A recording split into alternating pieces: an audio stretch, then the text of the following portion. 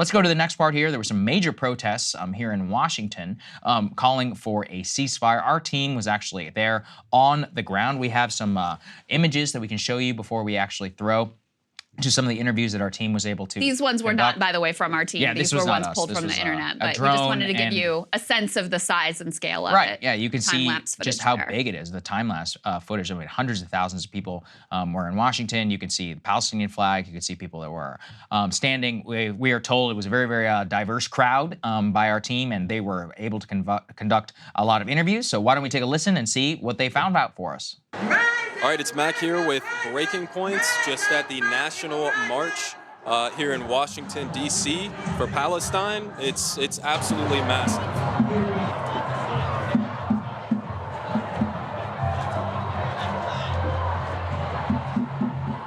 We're here to lend a voice to the Palestinians in Gaza, to tell them that we hear you. We're here to express your thoughts to the leadership in the White House and in Congress to stop the genocide and stop the killing and come up to a peaceful resolution. I came out here because my family in Gaza can't. I came out here to raise awareness of what's going on in Palestine, what's been happening in Palestine, and to raise our voices and let people know that we do not want our money going to this war, to this genocide, this apartheid. As a Jewish person, raised with Jewish values, proudly Jewish, I refuse to have my identity hijacked by Zionism. Zionism is a genocidal, secular nationalist movement that has nothing to do with the Jewish values that I grew up with. Ethnic cleansing and genocide are not Jewish values. Our pain as Jewish people, our trauma, even the trauma from October 7th, is being hijacked to justify long-term plans to completely ethnically cleanse Gaza. So we have to stand against it. We see the U.S. is funding a genocide. So this is our opportunity to show that this is enough. Enough is enough. We have enough. I've had enough. I'm just some regular old American guy. I mean, I have no connections to Israel or to Palestine, to anything, but I see that this is just about humanity.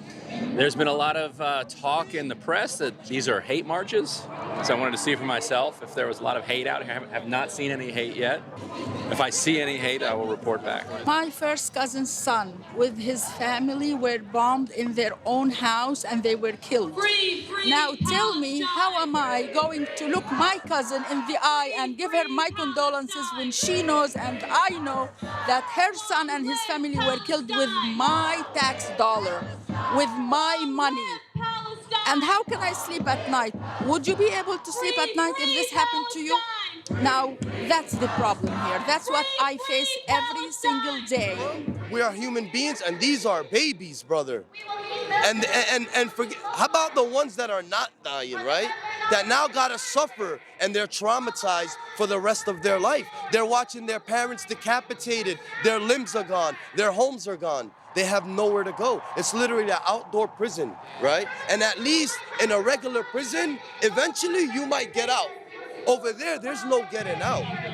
I don't know how many more they're going to kill before they just wipe out the whole group. So to me, it's ethnic cleansing, and I'm here and I'm against that, and I don't want my tax dollars going to support that.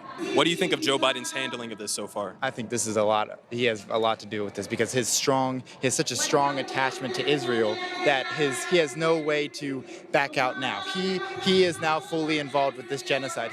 Thousands of civilians. The blood is on his hands now. There's a whole generation that are going to be raised with nothing but hate in their hearts, because what Israel has done to their families and their friends and their communities. I mean, we're creating thousands of people that are going to hate us, Israel. We need to stop and have a ceasefire right now. What do you think of Joe Biden's handling of all of this so far? Well, you know, I support him because I don't want Trump.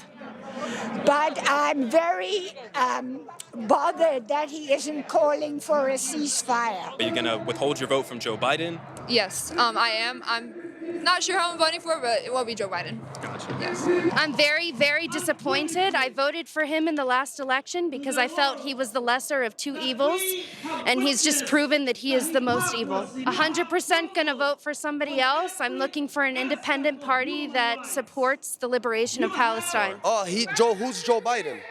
He's not handling anything at the end of the day. He's just a puppet. That's what we feel like.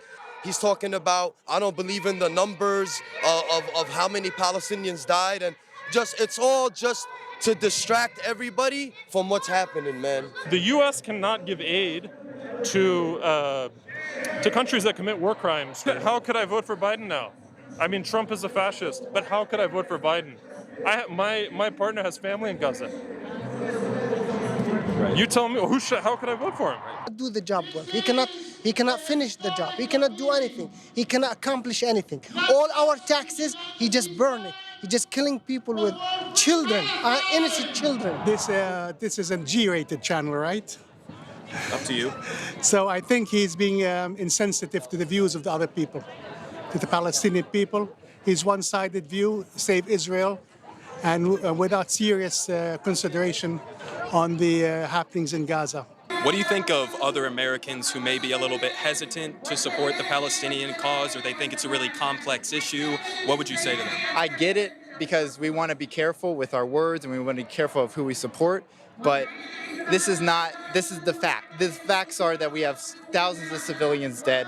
They're being murdered. This is a genocide. I get that we want to be careful, but we've gotten to a point where you can't be careful anymore. Ceasefire now. It's all stop the genocide. It's all the same message. We're all in this together. Just listen to your fellow human, I think. If you're Jewish in the U.S., if you're a taxpayer in the U.S., it's especially important to speak out, because your voice matters more to the people that are perpetrating ethnic cleansing in your name. We love Jews. We're standing with the Jews. It's the Zionists.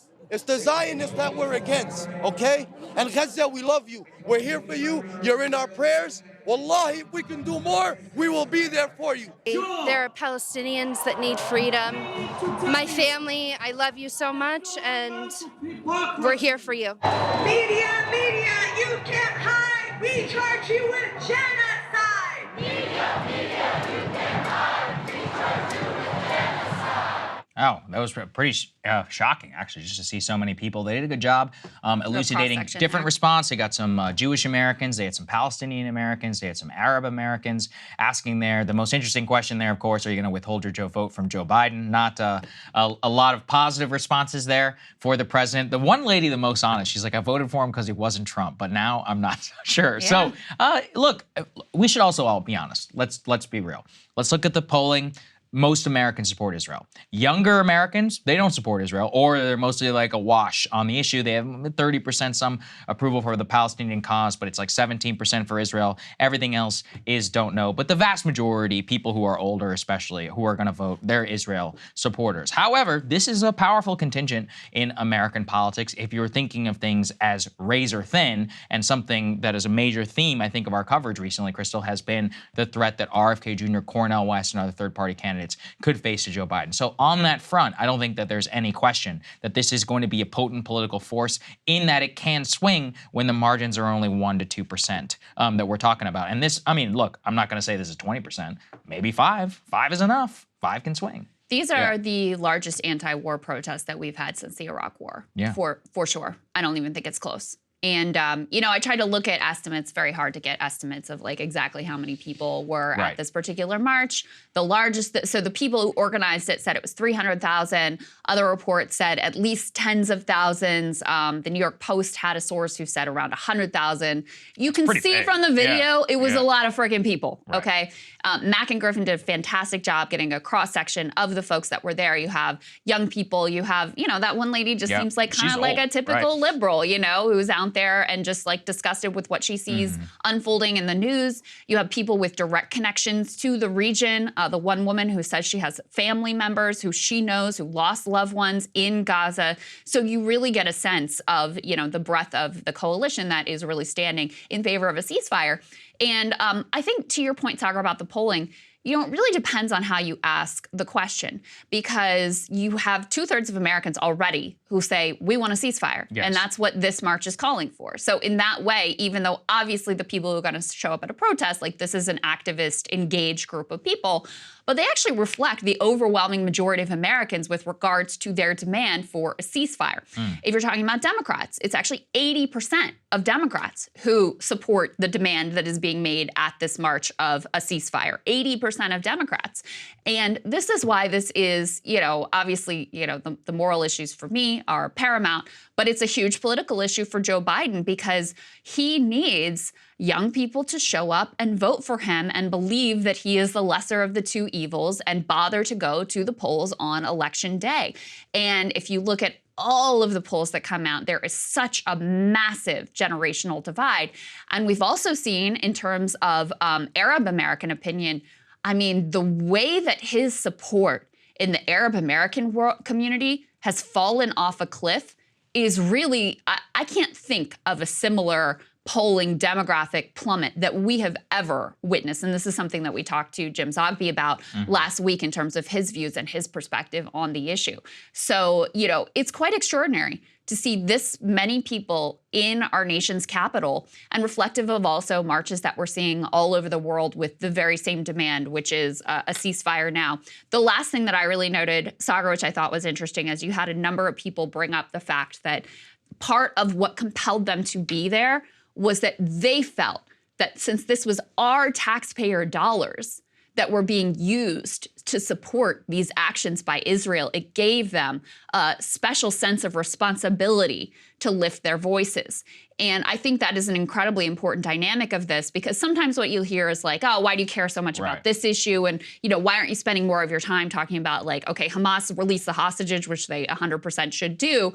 Well, part of it is because our taxpayer dollars aren't going to support Hamas. They are going overwhelmingly to support Israel, and including this, additional $14 billion that they're trying to secure for more weapons to our great ally, Israel. So that is part of why the American people feel, I think, a special responsibility to lift their voices in protest when they see our taxpayer dollars going to support something that we, a majority of public opinion says we wildly stand against. And that's before you even get into the risk of escalation and the risk of the broader war. Yeah, no, I mean, I think it's a totally fair point. That's, that's any American citizen, especially who's talking about this from a taxpayer perspective. I think that's totally legitimate and it's fair. And that's something I get very annoyed. People who are like, oh, everybody is anti-Semitic who stands. Were there some nasty signs? Yeah. I mean, there's nasty signs like every protest. You ever been to a protest before? That doesn't mean that they're necessarily representative. That applies to a Trump support too, just by the way. And that's exactly my issue is we're seeing like an erosion of free speech norms. We're seeing an erosion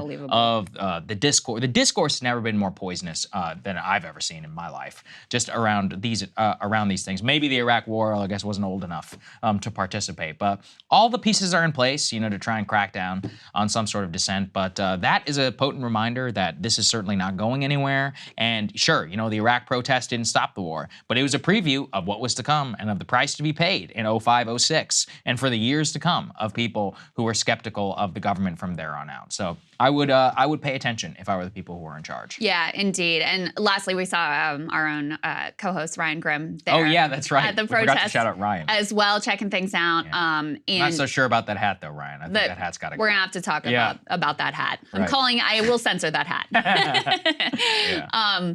But he made a point online and also on his Substack that I thought was a good one, which is we're kind of in the phase now of people starting to think about how is it going to look for me in the future that I supported all of this? And you even saw Richie Torres, who I don't know if you guys have been following. He's a Democratic congressman who has been going all in at war with Rashida Tlaib, like fighting on behalf of Israel's right to do whatever they want, whenever they want, et cetera. And even he, Saagar, put on a statement after the far-right Israeli minister was like, hey, how about we nuke Gaza? It was like, okay, this is way too far. This guy needs to be fired. This is completely over the line. And I think that's consistent with what Ryan is talking about is as these images continue to come out, as we continue to see the extent of the devastation. I mean, you can go look at the maps that are coming out of how much of Gaza has already been destroyed, of the suffering that all of the civilians there are undergoing as we speak. The people are starting to think about like, how in 5 years is this going to look for me that I was behind this whole time? And you certainly see that in terms of the White House trying to put out there like, oh, we're really trying, we really care about the civilians, et cetera, et cetera. So in any case, it was pretty extraordinary to see that many people coming out to the nation's capital to call for a ceasefire. And even in like how we feel about the state of our quote unquote democracy, even in the most repressive countries, they have to worry about public opinion. Of course, like yeah. you can only stifle dissent so much. And I think this is only going to grow from here. Hey guys, if you like that video, go to breakingpoints.com, become a premium subscriber, and help us build the best independent media organization on the planet. That's right. We're subscriber funded. We're building something new. We want to replace these failing mainstream media organizations. So again, to subscribe, it's breakingpoints.com.